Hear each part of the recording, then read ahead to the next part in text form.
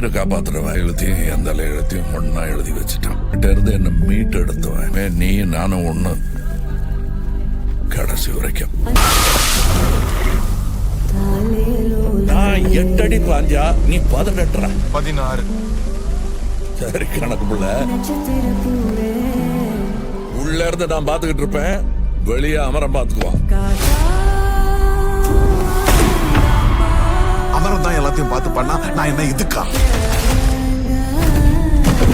எனக்கு எதுவும் சரியா படல, நீங்க இப்ப போக வேண்டாம். Madam, I am your only Adam.